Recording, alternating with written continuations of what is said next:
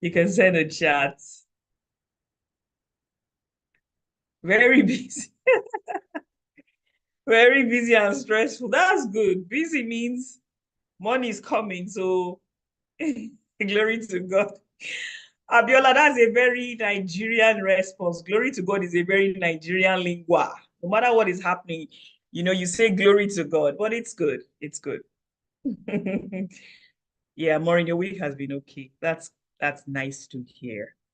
That's nice. My week was good as well. It was busy. It was a busy week.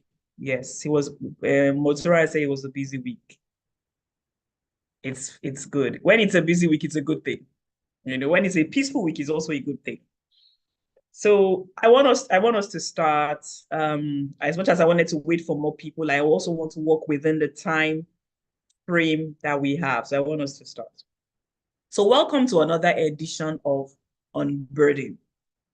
And like I said in the first session, maybe for anybody that wasn't here for the first session, that Unburden is just a place where we can come together and talk about the things that probably are affecting our mental health, what is going on and what we can do about it. So that's what we do here. And I wanted to say that this is a safe space. So there are several ways you can interact with us. You can, at a point in time, I'm going to tell the admin to unmute your mic. So if you want to talk, please feel free to talk. If you want to share something with us that is share something that is private, you can send me a private, message on the chat. I'm sure you know how to do it. And if it's something that is very, very private and you don't want anybody to know, you can also, go to Slido. If you go to the chat, you'll see something like it's called Slido. And when you're going to answer the question on Slido, it will show your name. And by the side of your name, there's an arrow. That arrow can turn it into anonymous. So you can actually send us an anonymous message. So however you want to do it is fine.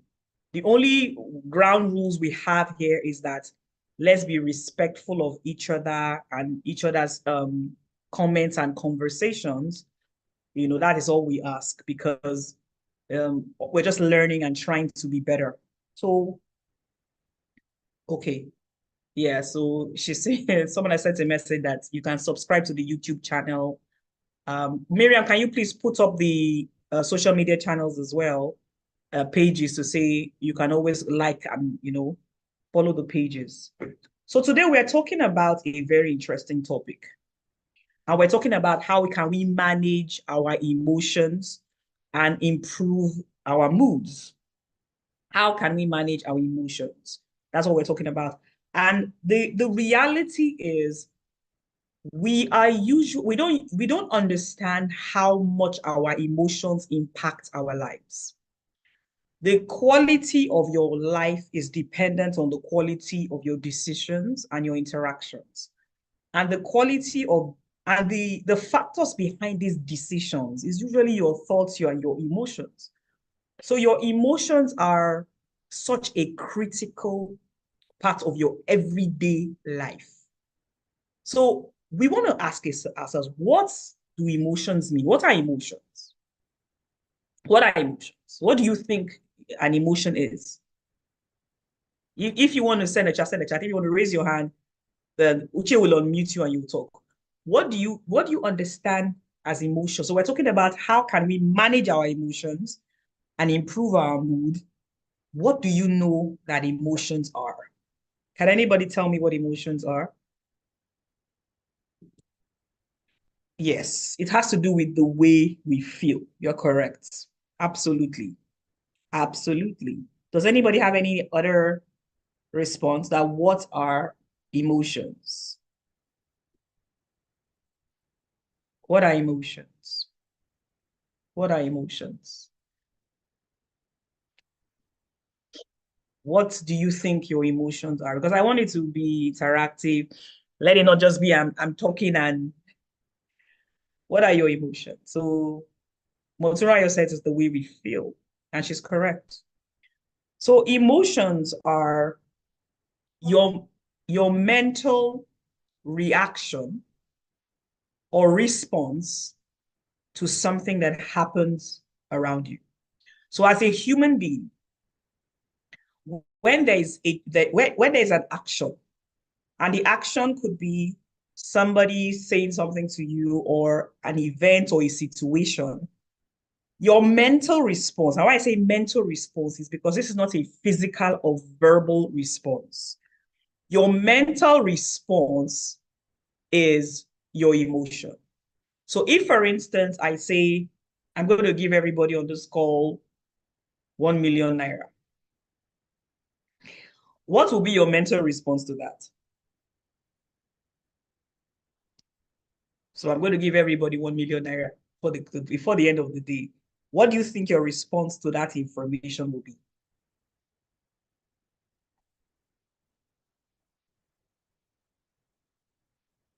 Anybody?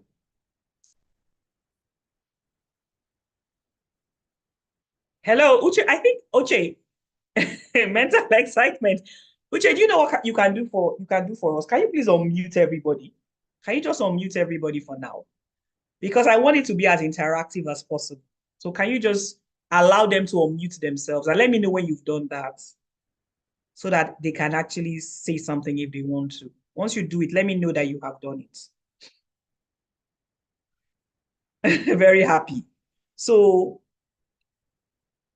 they're happy. That means happy and excitement that that both of you have just said are emotions. Excitement, happy are emotions. So we've done it such a way you can unmute yourself if you want to talk. You can unmute yourself if you want to talk. So your emotion is your response to something that happens. And emotions could be happy, could be excited. It could also be sad, or you're afraid, or you're anxious. And those are your response to what is happening. So those are your emotions. So emotions are your mental responses to something that happens to you. Emotions are not bad in themselves. So as we're talking about emotion and managing emotions, you might begin to think that it's a bad thing, but they are not bad in itself. They are there as your protection, as in your coping mechanism for when things happen. Because there may be something I said in the last time we were together, that if a lion walks into where you are, the natural emotion is fear, and that is the correct emotion for you to have at that time. So even when we talk about emotions like fear or sadness, they are not necessarily bad in themselves. They are there to protect you. They are there as your coping and defense mechanism. They are there as your reaction to when things happen. Because sometimes the right emotion is to be angry. Sometimes the right emotion is to be anxious. You see, they'll tell you that if you have an exam, a little bit of anxiety is needed because it helps you to prepare for that exam or prepare for that presentation. So anxiety at that point in time is not a bad thing. So emotions are your mental responses to things that are happening around you. That is what emotions are. And I want us to talk about what are emotions. So give me some list of emotions. So please unmute your mic and tell me like 2 or 3 emotions that you know. Maureen. I'm just going to call anybody's name. So Maureen, can you tell me an emotion? You're shocked. Happiness. Happiness is an emotion.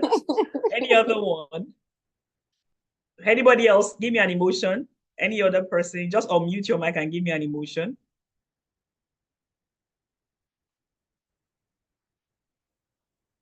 Anybody?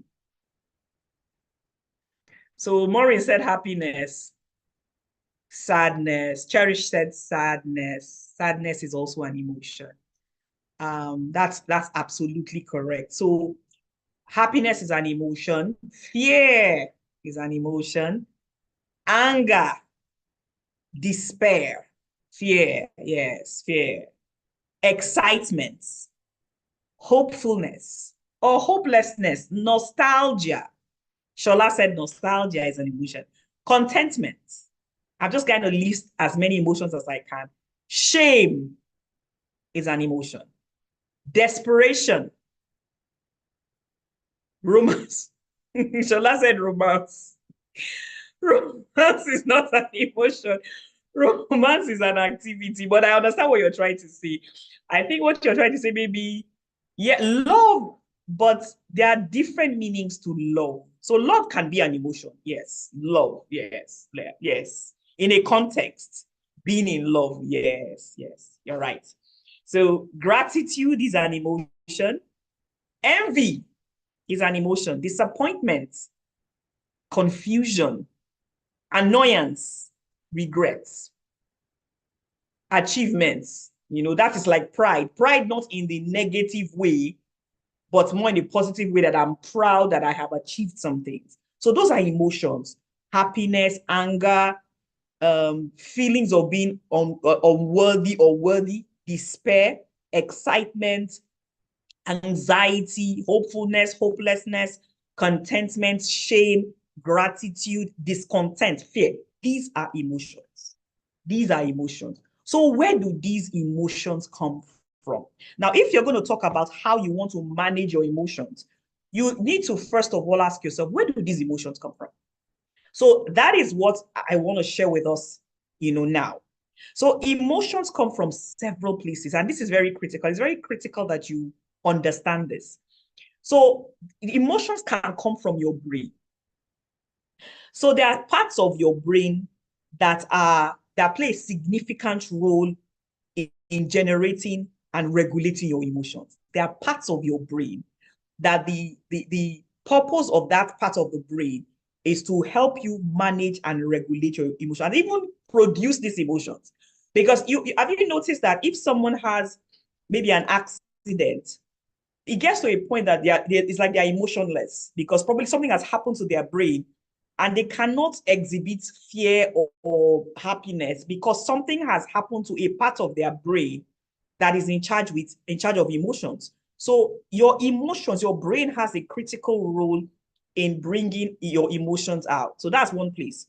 And the brain again has something called neurotransmitters. Neurotransmitters are chemicals that when they are released, it determines your mood. So I'm sure you've heard of dopamine, you've heard of serotonin.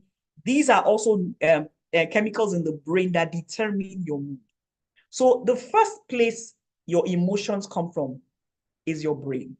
Your brain has certain parts of it that determine and regulate your emotions. The second place you should understand that emotions come, and I need you to listen to this carefully because if you're going to manage your emotions, please listen to this carefully. The second part is genetics. That means certain genetics, you are predisposed to certain emotions because of your genetic makeup. Because you are born in this particular family, you may be predisposed to certain emotions more than other people. So the first place your emotions come from is your brain. The second is genetics. That means the very fact that you're born into that family, you may be predisposed to certain emotions more than other people. The third is your past and present experiences. So your past experiences, maybe you've had experience living in, let's say, whatever state in Nigeria, maybe Abuja. So because you have lived there, you have certain experiences with Abuja. And if some of those experiences are not pleasant, anytime you think about Abuja or that place, it will bring up some negative emotions. But if you had pleasant experiences, it will bring up pleasant emotions. So your past experience can determine your emotions and your current experiences as well. So like I said, if I said, tell you now, I'm giving all of you 1 million, immediately some emotions have been stirred in you. So the first place emotions come from is your brain. The second is your genetics. That means you are born into this family, you are predisposed to certain emotions. The third is your past and current experiences. Anything you experience currently, it usually stirs an emotion in you because you're a human being, right? And then the fourth is your environment. So if you are someone that lives in Nigeria, there are certain things that are happening to us in Nigeria is stirring up certain emotions in all of us. So that can also be a factor in the way you feel emotions. And the final thing is your hormonal changes. So as a woman, if you're pregnant, if you're going through certain biological changes, it can affect your emotions. So that's why you say, oh, women in that time of the month, they feel very this or they feel very that. So your emotions come from your brain. Your emotions come from your genetics. It comes from your past and current experiences. It comes from your environment, and it comes through hormonal changes. So that's where your emotions come from. And why is this very important to understand? Because the emotions you are feeling at a particular time, you have to understand that where is this emotion coming from? Because if you can identify where it's coming from, then you can handle it better. So, but for the purpose of this conversation, I'm going to be talking about negative emotions. And when I say negative emotions, I want to make something clear. Negative emotions is not, they're not bad in themselves. So even though you feel that fear is a negative emotion, fear can be the most appropriate emotion for a particular incident. Even if you think that anger is a negative emotion, it's not a negative emotion in itself. It depends on how you utilize it. Because the appropriate emotion at certain times can be anger. If somebody has done something very negative to you, you are well within your rights to be angry. There are sometimes you are well within your rights to be anxious because maybe something that you've not heard from a loved one and maybe their phone is off or something is going on. The appropriate emotion is anxiety. Because even if you're not displaying those emotions, there's actually something wrong with you. Because if you, as a human being, you should display emotions. So if you're not displaying emotions, there's a problem. So whether it's being anxious, whether it's being afraid, whatever it is, they are not bad in themselves. When they become bad is when, one, you cannot control them. So the intensity, that means the intensity of that emotion and the frequency of that emotion becomes more than what you can handle. That is when it is a problem. So emotions, whatever they are not bad in themselves. And the funny thing, even in the positive side, because you cannot just be excited from now till next week. There's a time that you need to be a little bit sober and reflective as well. So emotions are just responses. When it is a problem, it is when it becomes the intensity is so much that you can't control yourself. And the frequency of that emotion, let's say emotion of sadness, why you can't be sad every day. If you're sad from morning till night, you're sad from Monday to Sunday, there's a problem. So, like I said, emotions are not a problem in themselves. It is when it becomes more than what you can handle. And you're consistently in that emotional state of whether it is anger, anxiety, sadness, shame, regret, envy, and it's a constant, is when it is now a problem. So negative emotions, do you feel that negative emotions can impact your life? I want to hear, how do you think negative emotions can impact your life? Do you feel it can? And if you feel that it can, how can it impact your life? Anybody? So we're talking about emotions. We're talking about how to manage our emotions, regulate our emotions, improve our mood. So I'm asking a question. Do you think that negative emotions can impact your life? Or if you're not able to manage your emotions? So yes, you can. Absolutely. How do you think that it can affect your life? Anybody? How do you think that negative emotions can affect your life? Someone says that there's a level of anger that fuels motivation, anger. Yeah. So I have a hand raised. So please go ahead. You can unmute your mic and talk. Whoever raised their hand, please unmute your mic and let's talk. How do you feel that emotions can impact your life? Unmute your mic and talk. Okay, good evening. Good evening. So I remember an experience I had few years back. I think that morning my mom yelled at me. So I was really, really angry. And unfortunately for us, after cooking, I forgot to put off the electric, and that was the hot plate. And luckily for us, our neighbors had to call us on phone, and everyone was already smoky because when they brought back the lights, there was a pot on fire and Wow. everything got burnt. So, yes, emotions can really affect one. It can make you forget where you're going to, or let's say for someone who is in a transaction, you might do lower or higher, or just something bad might really happen. So, yes, emotions affect us a lot, a lot. Absolutely. Absolutely. Absolutely. So you're correct. She has said it all that sometimes when you are so emotional, it makes you forget things. It makes you act in a certain way. Do you know that emotions, negative emotions, is associated with certain sicknesses like hypertension? It says it increases the constriction of your blood vessels if you're always negatively, you have always have negative emotions. It increases your susceptibility to hypertension, negative emotions if it's consistent, and it impacts your immune system. It reduces, the strength of your immune system. So consistent negative emotions impact your health. Sometimes you find out that you always have a headache, you always have migraine. You need to check if you always you always have negative emotions. It affects your health. It affects your health. So when they tell you that look for something that is going to lift your mood, it's because negative emotions can affect your health. It can impact the quality of your relationships. If you do not know how to manage your anger or know how to manage um, conflicts, maybe you start saying it's your fault, or maybe start using the derogatory words, people will not want to be around you because you're always angry. People will not want to be around you. So if you cannot control your emotions, it can affect your health and it can reduce the quality of your life.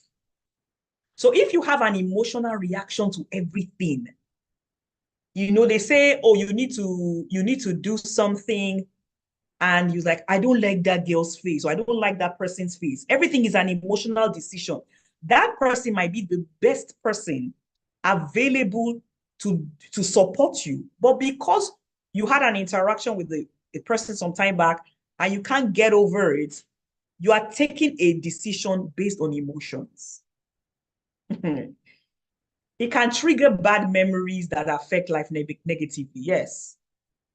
Sorry, let me just read your message. Yes, it said it can trigger bad memories. Sorry, I can't see the full message, but I got what you said.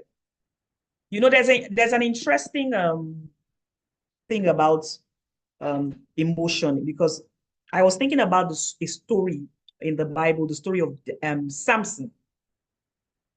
Now, Samson was someone that was destined to be a great person. And why I'm saying this is because some people assume that if I have money, I'm beautiful, I'm this, I can behave the way I like. And it doesn't matter, but it matters. So let me tell you why it matters. That you can have all your ducks in a row.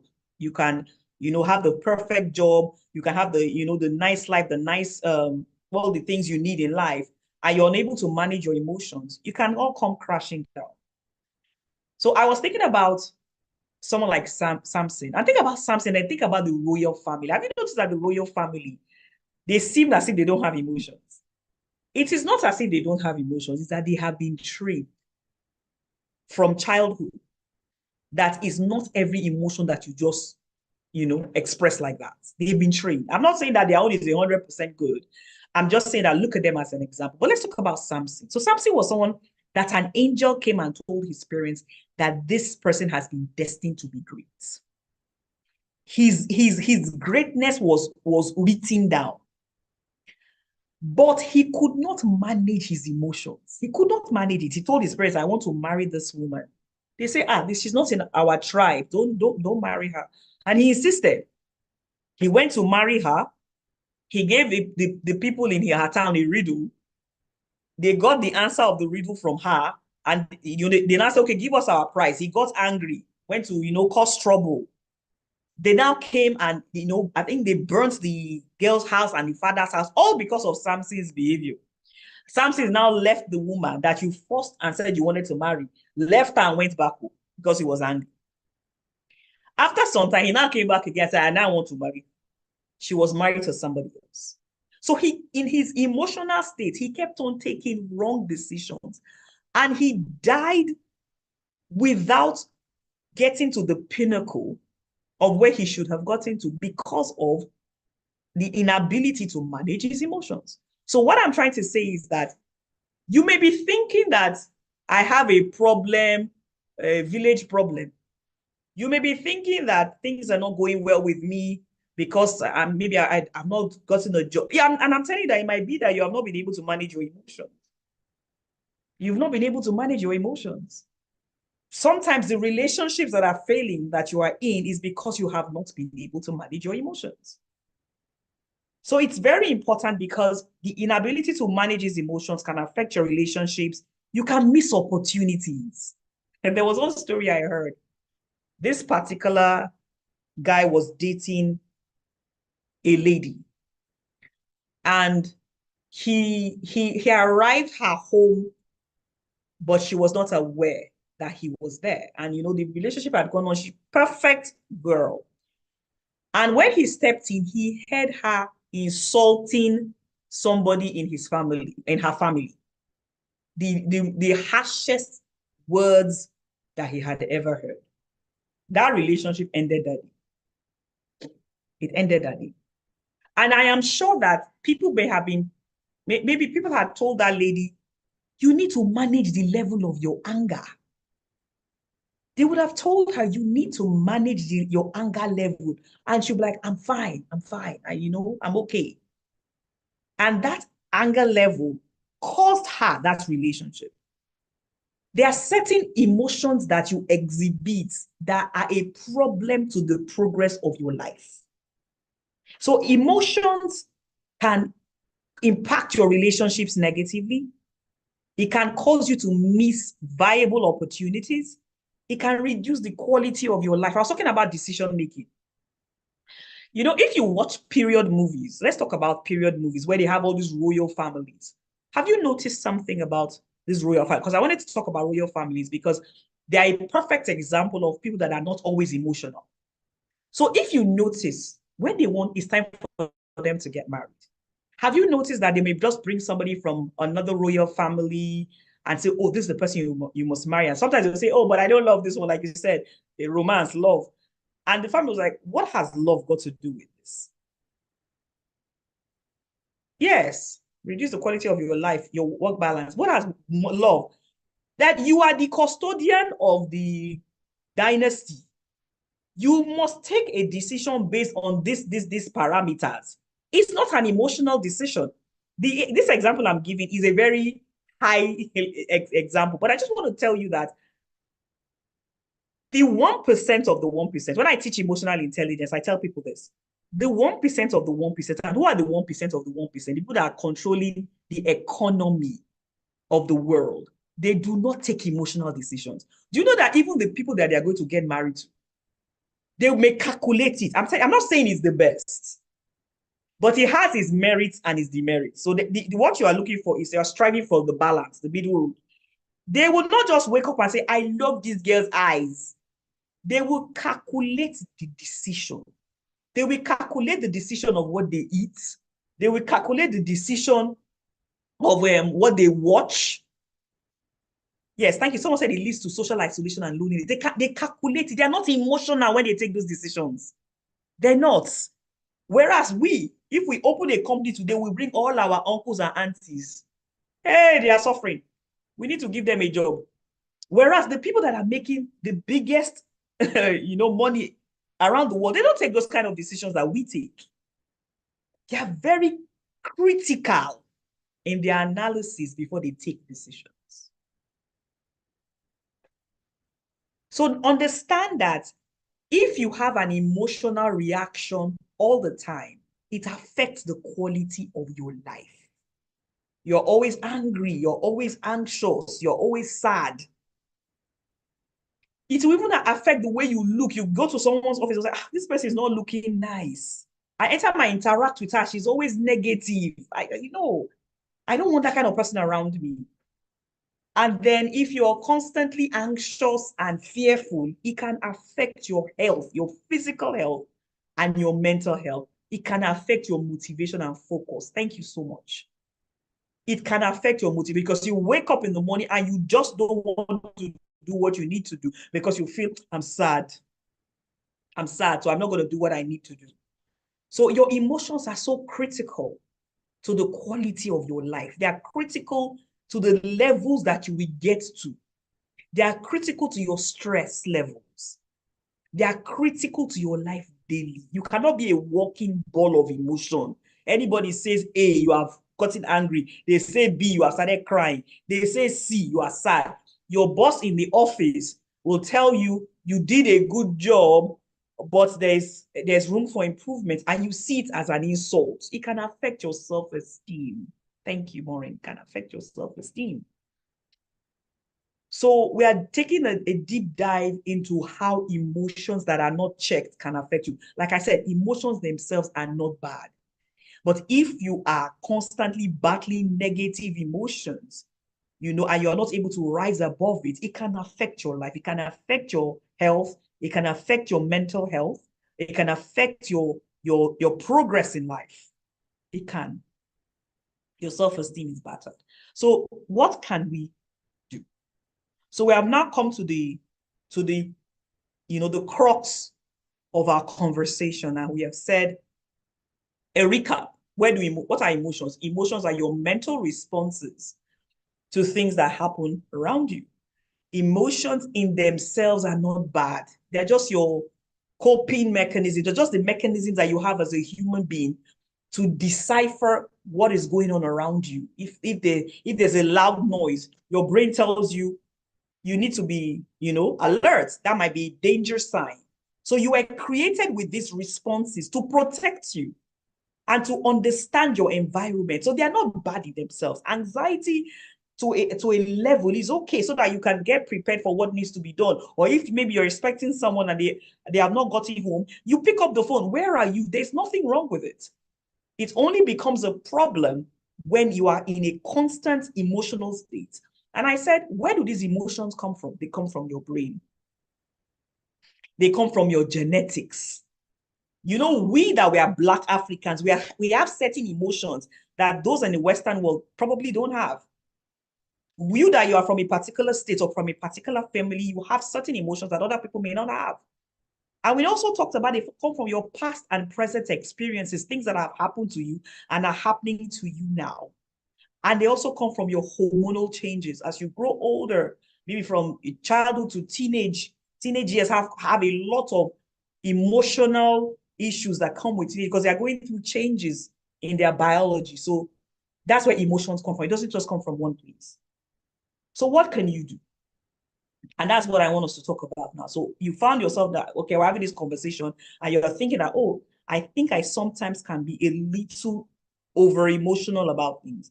What can I do to manage my emotions? So I would say this, that as humans, we have the ability to live above the level of animals. So animals do not have the understanding that we have. They do not have the nature that we have to decipher life, articulate life, and take required decisions. So because we are human beings, we have the power and the opportunity to rise above our emotions and take decisions that are beneficial. So please understand that you have that power. But what happens? So I've said that you have that power, but what happens? Why? What can you do? So the first thing I will tell you is when an emotion comes, and I want you to listen to me carefully because when you're having a conversation with a psychotherapist, it's different from when you're having a conversation with your friend. A psychotherapist will tell you scientifically proven ways for you to overcome mental health issues. So understand that as I am giving you this information, it is things that we have tried and we have realized can be of great benefit to people. Now, so how can you manage your emotions? If you have a note, just note it down now. The first thing you need to do is to identify the emotion. And that is critical. Don't just say, I am emotional. What are you feeling at that particular time? Is it anger? Is it resentment? Is it shame? Is it excitement? What is the emotion? Identify it. You see, what I'm saying to us, it might be a little bit unusual. And people are like, which one will be all this one? But you see, this knowledge that you're getting today is the difference between, like I said, the 1% of the 1% and everybody else. These are the things that they do. These are the things that they go to very expensive master classes to learn. They go and learn these things. So when you are having an emotional reaction to something and you're feeling out of sorts, Ibironke, please, can you mute your mic? Or Uche, help me mute her mic. Uche, please help me mute Ibironke's mic. So when you are having an emotional reaction to something, okay, when you're having emotional reaction to something, the first thing you need to do is to identify what that emotion is. You need to put a name to it. Don't just say, I'm feeling somehow. What are you feeling? Are you scared? Are you angry? Are you feeling feelings of regret or shame? Put a name to it. And there's a reason. So if you now say, I am anxious, or I feel ashamed, or I feel unworthy, the next thing you need to find out is what caused it? What was the trigger? What triggered that emotion in you? You need to find out what triggered it. So you have identified that maybe I'm having emotions of anxiety or I'm having emotion of fear. The next thing is what triggered it? Did somebody say something? Did something happen? No problem. No problem at all. Did something happen? What triggered that emotion? Okay. Now, when you now find out what the emotion was and what triggered it, don't try to suppress it. Don't try to suppress the emotion. Evaluate the authenticity of your emotion. So let me explain what that is. If you go to, you come from, you're at work and your boss tells you, you did your job well, but there are certain aspects of that job that need improvement. If you start feeling ashamed or you start feeling sad, you should ask yourself, this emotion I am feeling, what the person that spoke to me said, is it enough to cause me to feel like this? That's what you're trying to do now. You're trying to evaluate, is this emotion correct for what just happened? You know why you need to do that? Because your emotions come from different places. So the fact that you are feeling ashamed at what your boss said, it might not have been what your boss said that is causing the emotion. It might just be that you are having hormonal changes that is making you feel emotional and you think it's your boss. So if you evaluate the reason, what has happened and say, okay, I'm in a room, everything is going fine, and I start feeling afraid, you need to find out, why am I afraid? That is not the appropriate emotion I should have at this time, because there's nothing in this environment that should make me scared. Or if somebody says something to you, your friend says something to you, it was like you're already getting edgy. Ask yourself, what is my emotion? I'm feeling irritated. I'm feeling angry. What was the trigger? My friend said something. My boss did something. The next thing is to evaluate if that emotion matches what happened. Now, if it matches it, you are fine. Because like I said, emotions are not bad in themselves. So if somebody did something to you that is making you angry, the correct emotion is anger, and you're fine. So what you need to do at that time is to say, okay, this person has done something to make me angry. How do I express my anger in the best possible way? That is one. However, when you find out that this thing that this person did is not enough to make me this angry, or the situation and ground should not be enough to make me this fearful, or the situation that happened should not be enough to make me feel ashamed, that is when you need to check it. So when you find out that what happened is not matching your emotion, do you know what you need to do? And here's another thing you need to really understand critically. Yes. So Shola said, if you're hungry, you'll be angry unnecessarily. Now, somebody has said something to you. It's not that that person said something that is making you angry. It's because you're hungry. It's because you're hungry. So you need to be sure that this emotion and feeling, what caused it? If it is not this situation or this person that caused it, then what do I need to do? So I want to give you an example. And this is what we call behavioral therapy. And this is what we use in helping people that have depression and that have a suicidal ideations in managing their lives. And this is what you can utilize in ensuring that you're not just a walking ball of emotion every day. Every day you are crying, every day you are sad, every day you're angry, every day somebody is doing something that is making you unhappy. This is what you need to do. So if, for instance, something has happened and you have said, my emotion at this time is, for instance, I feel unworthy. And you have said, what triggered this emotion? My boss corrected my work in the office. And then you ask yourself, this my feeling of unworthiness, does it match what my boss said? My boss was not rude to me. He did not tell me I was stupid. He did not tell me I was a failure. He just corrected my work. This my feelings and this my emotions of being unworthy and sad. Does it match what he said? If you evaluate it and you find out that it doesn't match, this is what you do. You take action that is in direct opposite of that your emotion. Can you hear me? Can you understand what I said? The emotion is telling you, sit down and cry. The emotion is telling you, my boss hates me and he's just being critical of my work.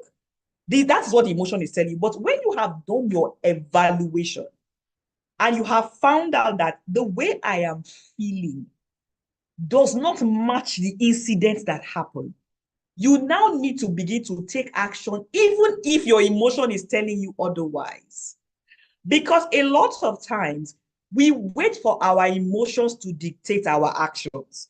But as a behavioral therapist, we tell you, take the action and your emotion will come and match.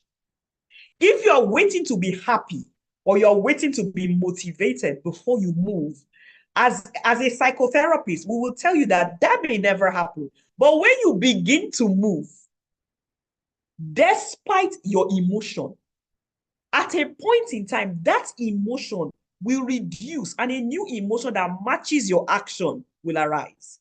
That is behavioral therapy. If you are waiting for your emotions to be your guiding direction or your guiding force in how you live your life, you'll be taking emotional decisions every day.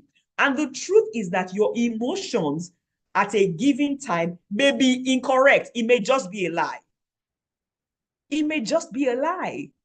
There's actually nothing there that should be making you sad. There's actually nothing there that should be instilling so much fear or anger in you. But because, like I said, emotions come from different places. It may be a past experience that is making you angry. It could be your hormones, like Shola said. It could be hunger. It could be you just found out something negative happened, and you are now carrying that emotion to all your interactions. It's not going to help you. We are not saying you should suppress the emotion. So let me put it like this. Look at the emotion. There's something that they normally do in all this in social media. It's called, when they put is it sakpa they call it, when hunger, sakpa is poverty or hunger.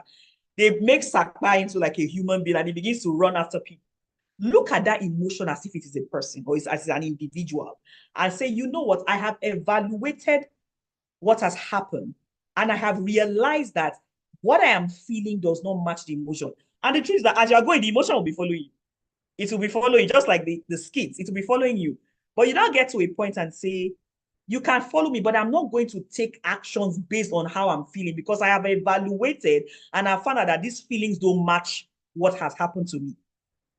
So I'm going to take the actions that is needed. So let me go back to the incident of your boss giving you a feedback.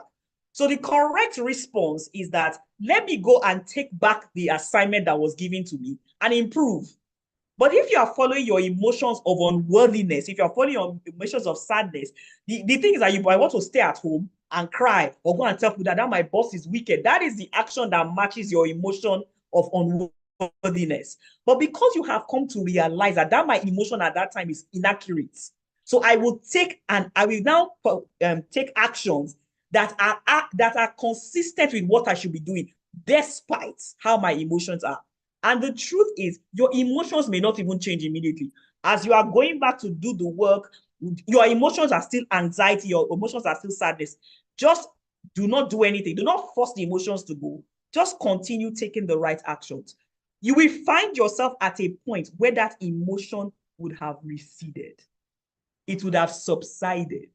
And the right emotion begins to come. That emotion of, wow, he was just trying to help me to be a better person. He did not hate me. That is how you manage your emotions. That is how you manage your emotions. You do not allow your emotions to decide your actions. When something happens, there's something we call it the power of the pause effect. When something happens to you, pause. What happened? What emotion am I feeling? I'm feeling anger. What caused the emotion? My friend did this or said this to me.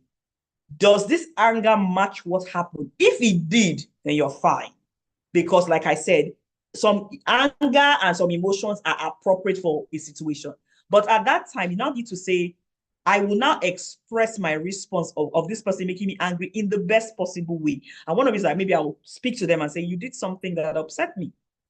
I am angry because you did that. You're well within your rights.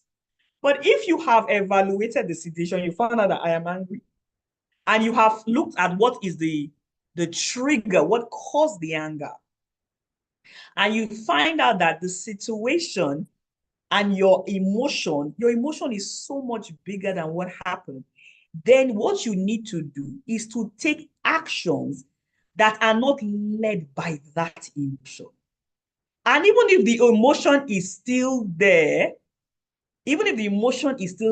don't bother about it, because anyone that is telling you suppress your emotion you're wasting your time. The emotion will still be there, but you are taking appropriate action that is not based on that emotion. After some time, that negative emotion will begin to reduce and the appropriate emotion will come. We tell people that it's called behavioral therapy. We tell people that as going through bouts of depression, that you in the morning you don't want to do anything. We'll tell them I'll just tell them, why don't you just get out of bed and take your bath? Everything in your head is screaming, I don't want to do anything. Everything is your head is screaming, I am not happy. But we are telling you that still just take a walk, take your bath, pick up the phone, call your friend, because we are saying that your behavior will now influence the emotion to be the appropriate emotion it needs to be. If you wait for your emotion to get better before you do something, you may be in a constant state of depression. So before I open the chat, there are two things I want to say. There was a movie I watched with my children. It's called Inside Out. And the movie captured a lot of what I'm saying now. Because the movie was about a young girl that was about to join like a hockey team. Now, in that movie, the girl's emotions were people. So happiness or joy was a person, anxiety was a person, boredom was a person, all anger was a person. And they were in a situation room. And in the situation room, they were controlling the girl. So the girl's actions and decisions, it was always based on who was at the control. So if anxiety was in charge, she was always taking wrong decisions because she was like, oh, do people like me? Because she's anxious. Do people like me? What can I do? But when joy is in control, joy will like, okay, even if they like you, it's fine.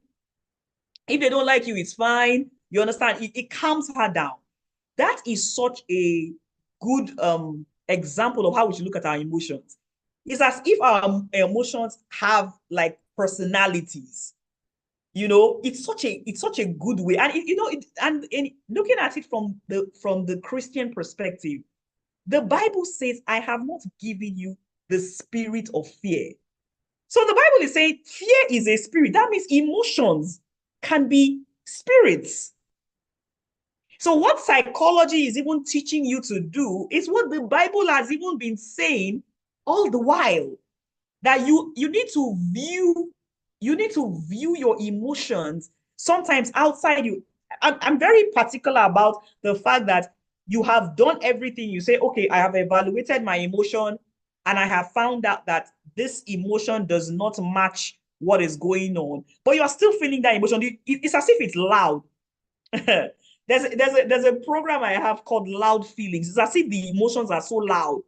What can you do? You take actions direct in opposite of what your emotions are telling you to do.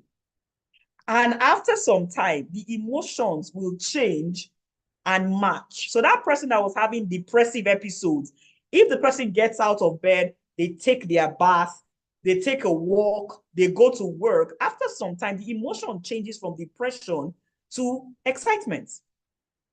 But what a lot of us think is that I will wait for my emotion to tell me what to do. But a behavioral therapist will say, take the action and your emotion will come and meet you there. So if you want to manage your emotions, you need to understand that sometimes you need to walk in direct opposite of what that emotion is saying, and it's fine. You're not trying to suppress the emotion. You're not saying, oh, I want to be happy by force. No. But whatever I'm supposed to be doing at that time, the emotions are there, but I'm taking an action that may be in direct opposite of what that emotion is telling me. And what you will find out that after some time, your default response to life is that when things happen and you have the tendency to be emotional, you will quickly go to that evaluation process. Okay, what emotion am I feeling now? I'm feeling fear. What triggered it?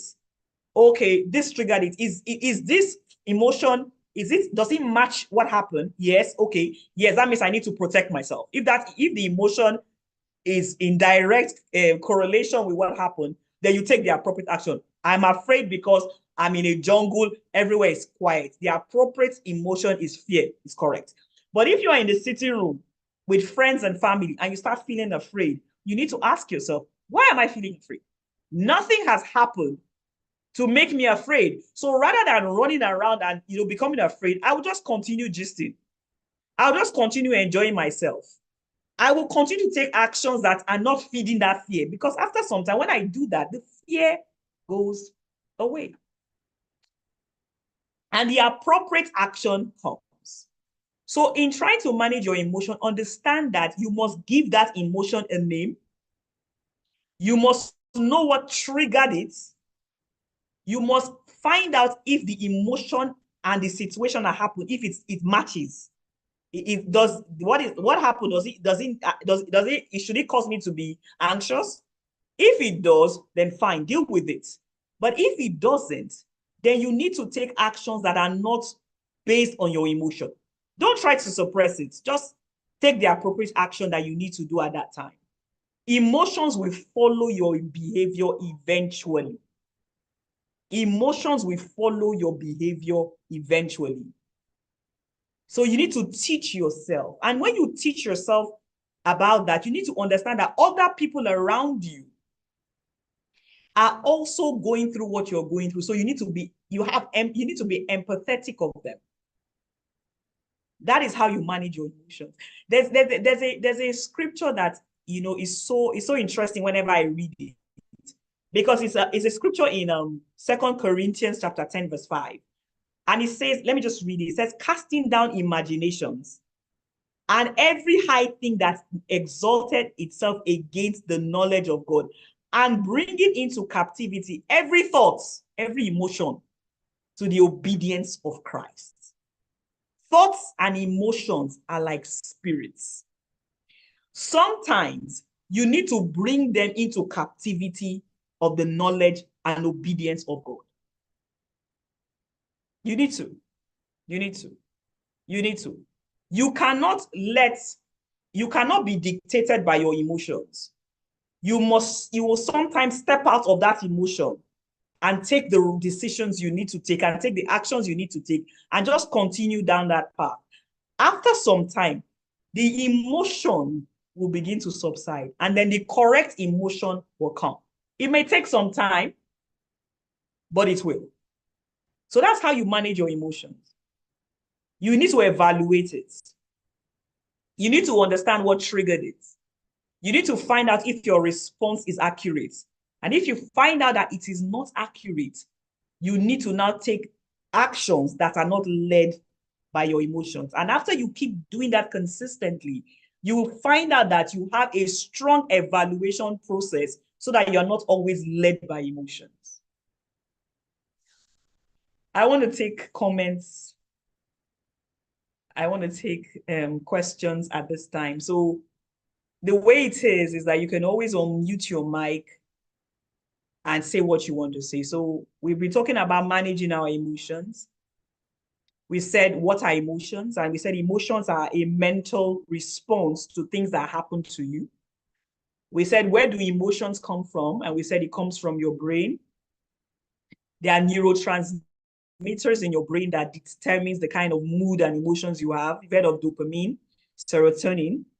We talked about the fact that your emotions are, you can be genetically, your genetics can predispose you to certain emotions.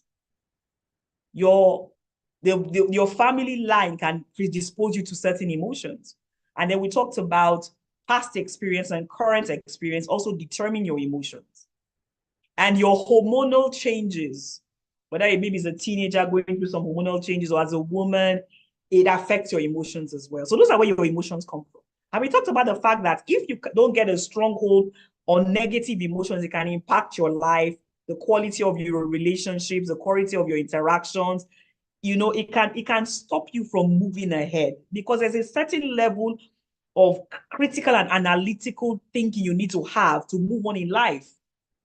And I also said that negative emotions can make you sick. Some emotions are directly connected to high BP, connected to the thinning of your blood vessels that can make you sick. It can impede your learning. You can imagine you are having an emotional day and somebody is trying to teach you on the theory of relativity. Do you think you're going to hear what they have to say? You won't, because you are emotional. So at that point in time, the insights you're supposed to garner, you can't garner because you're a walking ball of emotions. And then we talked about how can we manage the emotions, the power of the pause. The pause is to allow you to analyze what is this emotion I'm feeling. Don't just say I'm emotional. What is it? Name it. Identify it. Is it anger? Is it fear? Is it sadness? What is the name? What triggered it? Is the measure of the emotion and the trigger, is it in correlation, or is my emotion unnecessary to what happened? And then if you say it is unnecessary, so what do? What you do is you take action that is not led by that emotion. The emotion might be raging in your head and raging in your mind, and you want to shout and you want to be angry. But because you understand that anger is not the appropriate response, because what is making me angry is not that situation. It might just be, like Shola said, I'm hungry, I'm a hormonal, or something similar happened to me in the past. It's not the exact same thing, but I'm bringing that experience and I'm getting so emotional about this one. But it's not this one that is making me so angry. That means you cannot respond in anger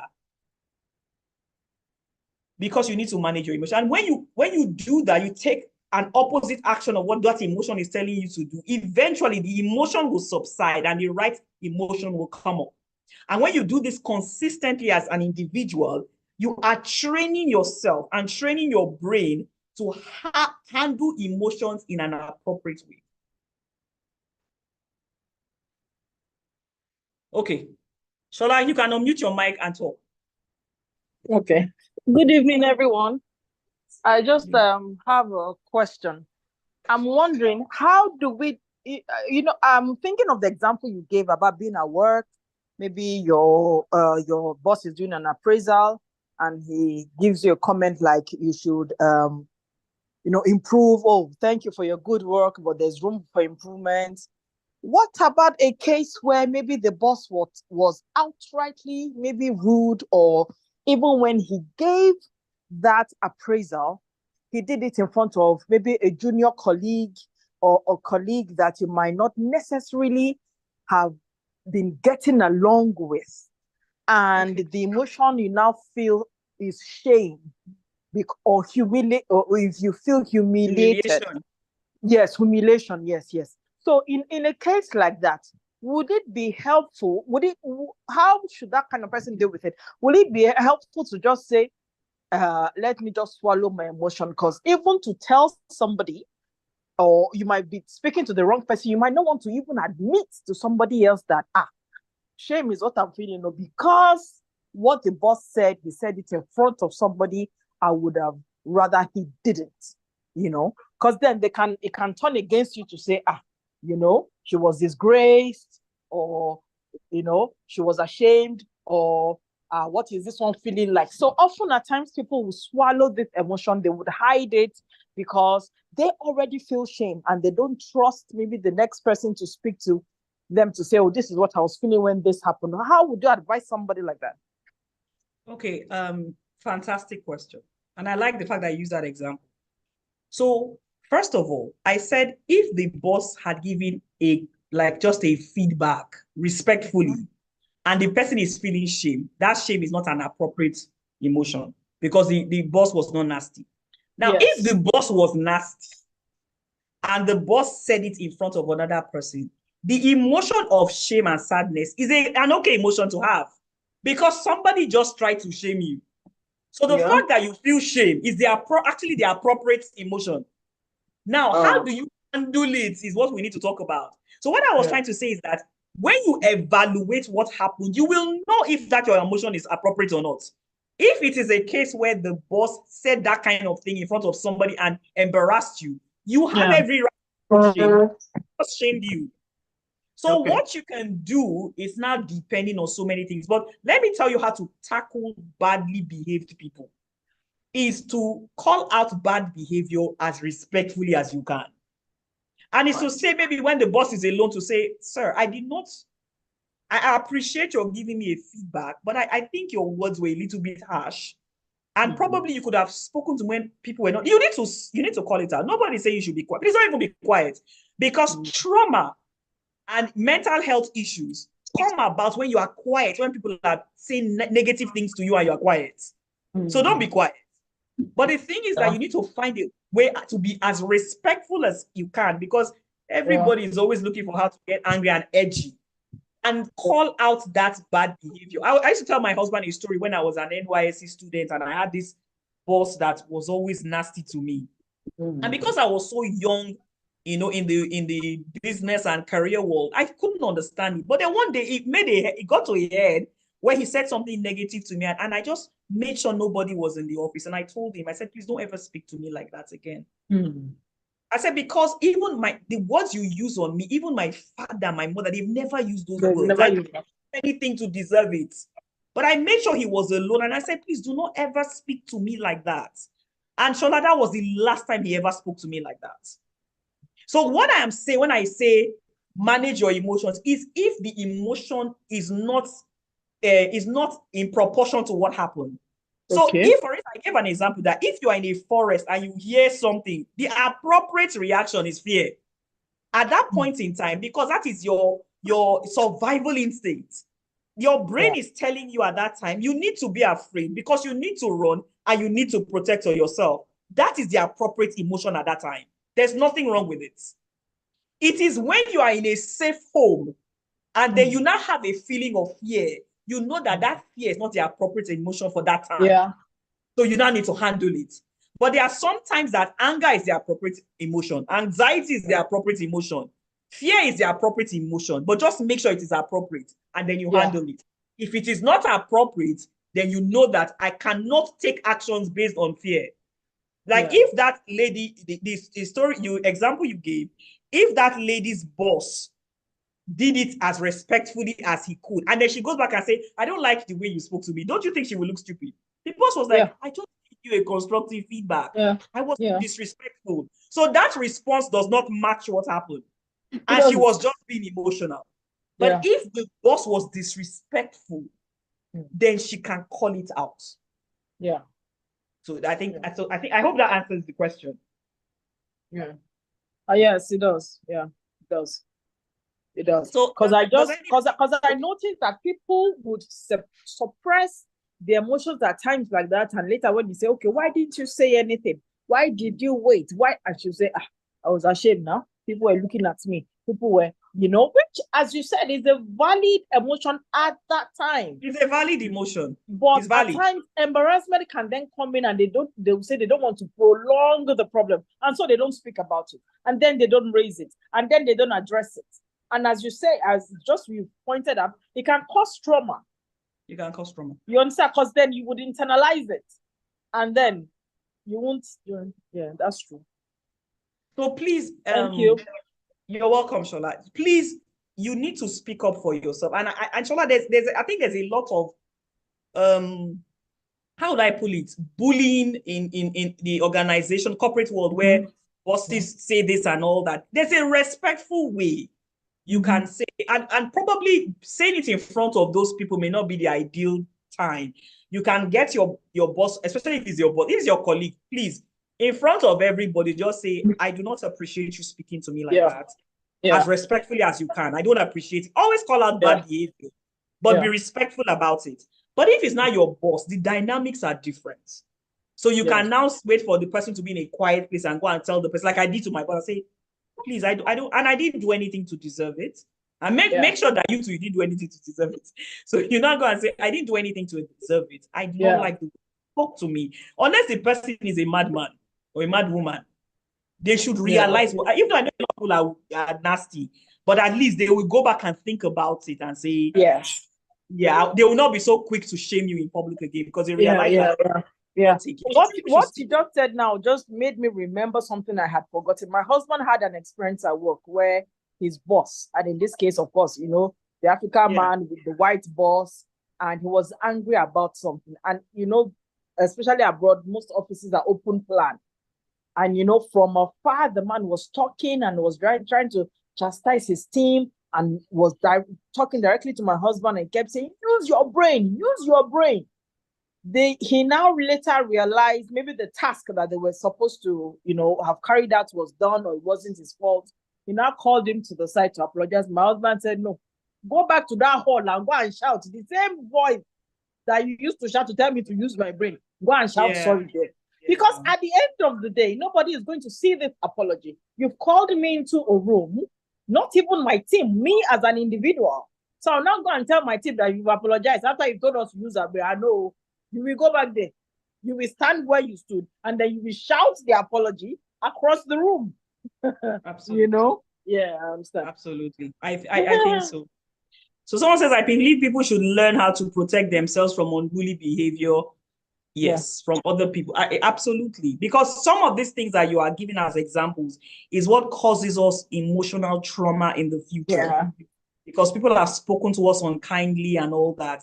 But, that's why I'm trying to say that. But you should understand that I hope my reaction today is not because of an unkind conversation yesterday, that this person is not being unkind. But because I had an experience of unkindness, I hope my emotion is not just as a result of that this particular situation may not be like that. Is what I'm saying. So you should always evaluate your emotions based on what has happened. And then if you find out that this emotion is not so helpful and is not in tandem with what happened, then you take actions that are not led by that emotion or decided by that emotion, and eventually the emotion will reside and the right emotion will come up. So thank you, everyone. Thank you very much. Or questions so that we can just quickly round up. Any comments? You can unmute yourself if there's any comments, if there's any questions. If not, we'll round up for today. Motorayo, do you want to say something? Yes, ma'am. Go ahead, please. Yes, ma'am. In a case whereby maybe you're at work, your head of the department spoke to you in an unruly way, and that is not the first time. She has been doing that for some time. And it happened that it's actually happened to me. I actually pointed at her and I made her to know that she's not making me enjoy the job. And I don't mind quitting because of her. Okay. And that's, I knew I overreacted that day. So eventually she came back to me. But before then, she actually spoke to me and I responded well. But what triggered that was when she came back again and was talking to me angrily. Initially, she spoke to me angrily. I absorbed it. She now left and came back again. So her coming back again, I had to respond to her angrily. And when I did, she I had to even tell her that she's not making me enjoy the work and I don't mind quitting the job because of her. So afterwards, she sent a letter of warning, a Gmail, a mail to a mail copying my school administrator and my school directress. So she later sent some people to me and I asked them, what do you want me to do? What do you want me to do? They said I should go and apologize to her. So the day I was now looking for a specific a good sign to apologize to her. So that morning, my mind just told me that okay, let me just go. So when I went to her that day, I apologized to her and I was like, that it has gotten to the peak. That is why I had to react like that. And she was like, no, that's not the first instance. And what she meant by that is that it's because it's not only me she has been speaking unruly to. So many people have been complaining about her, the way she talks to people in an unkind way and in a rude and unpolite way. So I have to make her know that day that I will appreciate, even after telling her sorry, but I still spoke my mind and told her that the way you make me feel, the way you talk at times, you make me feel bad. And I think the way I respect you, that I respect you a lot, and I think you should also respect me. I tried to make her know that respect is reciprocal.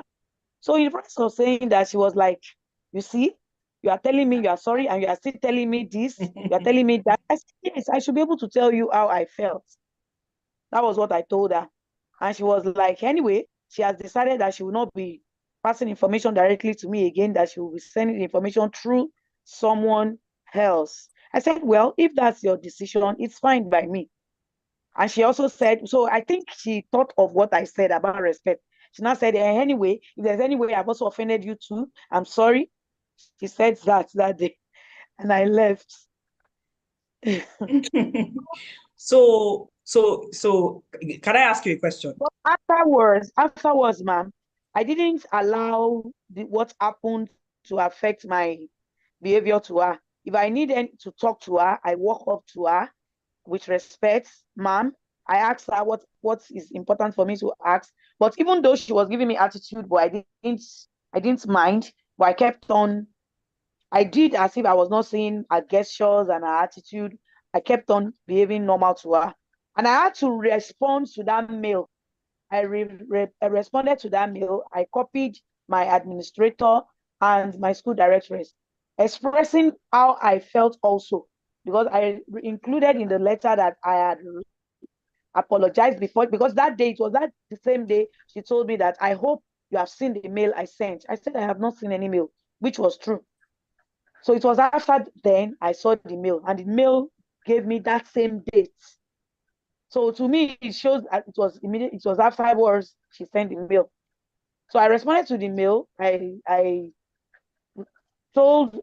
said it in the mail that I apologize, and I feel being the head of the department, she should also be able to talk to us in a way or present whatever she wants to say to us in a good way, in a respectful way.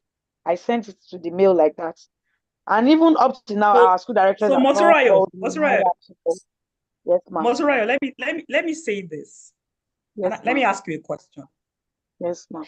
If you are evaluating the situation that happened between you and your boss, Yes, ma'am. how would you evaluate it? As an unbiased, and I need you to answer 1 minute because somebody else is raising up their hand. Okay, How would ma'am. you evaluate what happened? You think that things could have happened better? Or do you think that was the best way that it was handled? Well, I actually responded to the way she reacted to me. It was worse. It But I was like the fact that you said I actually responded to the way she reacted to me. Yes. So let me take that. Yes, When we talk about emotions, and I'm not in any way trying to cast blame on either of you. But yes, in trying to manage yourself and manage your emotions, you cannot be reacting to everything that people do to you.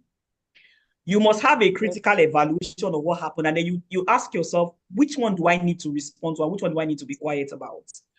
Because from what I have heard, the little I've heard about that woman, she probably, there's something I'm going to talk on later. It's called emotional intelligence, and in emotional intelligence, there's called something called empathy. That woman probably has a lot going on that has nothing to do with you. She probably has a yes, lot going on in her life that has nothing to do with you or any of your colleagues that she's raising her voice at. She's So, actually a single lady. sorry? I think she's actually a single lady. As in, she's not yet You see, married. I don't know anything She's about her aged. life, And but she's from what aged. you said, it's obvious to me that Does it? there's something going on that is instigating and triggering her. She could even be married. And It could be anybody And that the was same triggering way, her. ma'am, there are even sometimes the way she talks, I absorb it because I know that that's the way she is. That's even after So, that day, she still behave that so like that, and I one of didn't the react. things I would have said, but like, so we are not in a conflict resolution class. That will be another topic. Conflict resolution and relationship management is another topic. But one of the first things you understand in conflict resolution and relationship management is that don't speak when you are angry or when the other person is angry. You can wait till the person has calmed down and then you go and tell the person, I did not like what you did. Because when you are angry and she's angry, nobody's communicating. You are just expressing your anger. Both of you are not communicating. As painful as it is, one of the things you need to learn in communication and relationship management is that, can I wait and address this issue when this person is calm or when I am calm, so that I can articulate my points without being unnecessarily emotional? That's what you're not wrong for standing up for yourself. But I just said that it's most likely that something was going on with her. So probably at a time when she was calmer, you would have yielded more results, and it may not have this degraded to what happened now. That's the only thing I will see. I do not have all the facts, but the one thing I will tell you about interaction management or relationship management or handling toxic relationships is probably not speaking when emotions or tensions are high. Allow the emotions to calm down and then say what you want to say, because at that time you are passing the information across clearly. That's what I would say. Because I don't know if it's kind of, shed some kind of light. Maureen, you're raising your hand. Can you just quickly say what you want to say? Hello, Maureen. Your mic is muted, I guess, Maureen. I can't unmute. Okay, Uche, can you unmute Maureen, please? Let me try if I can unmute you myself. Are you unmuted?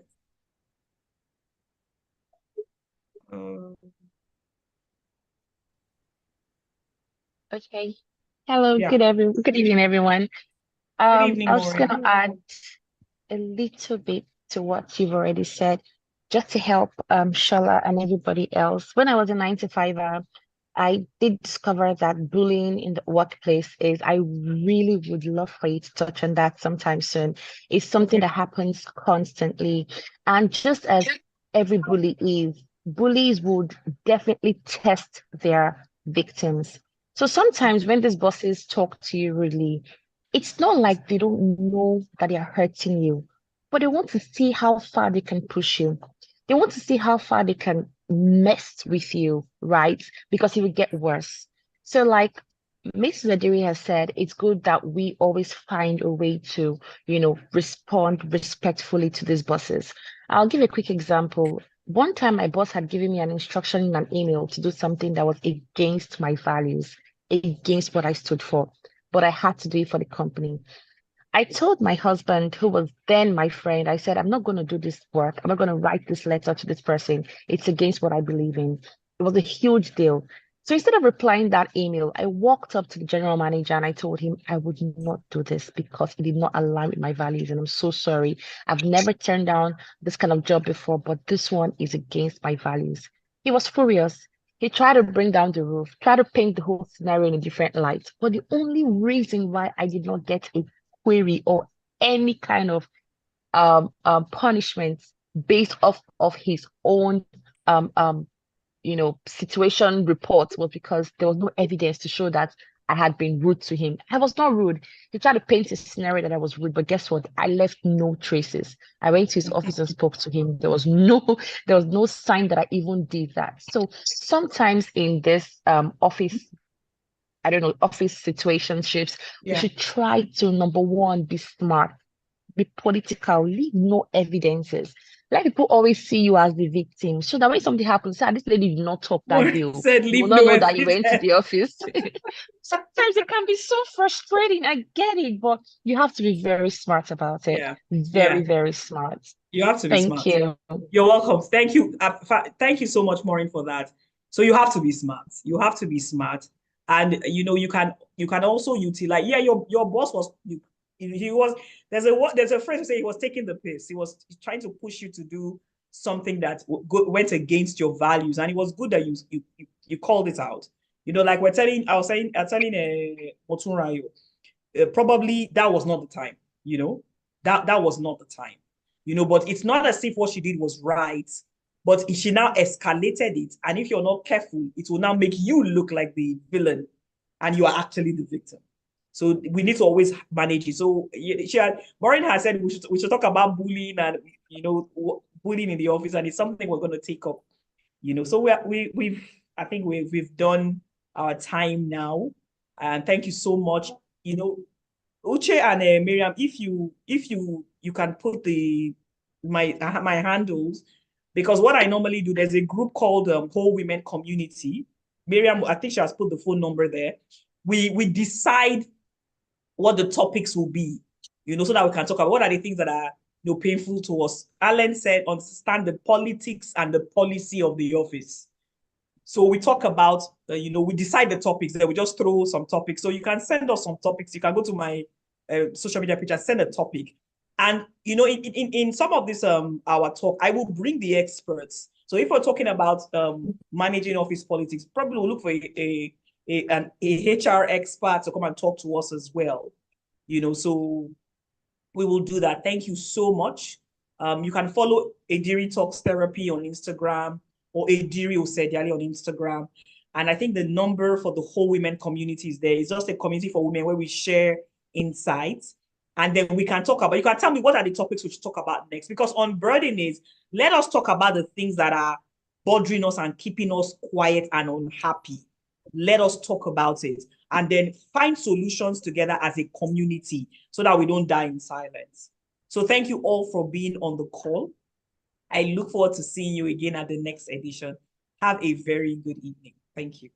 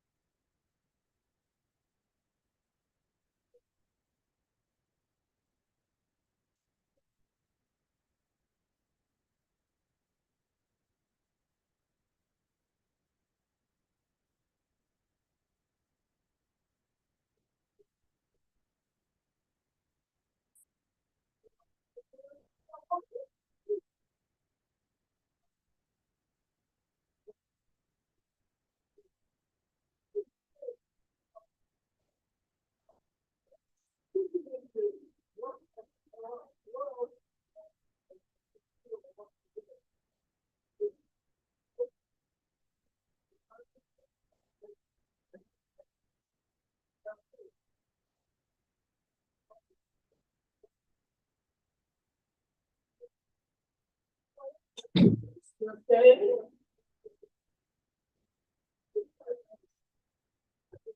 And so like the people on this behind it. You put that rubber band in your mouth.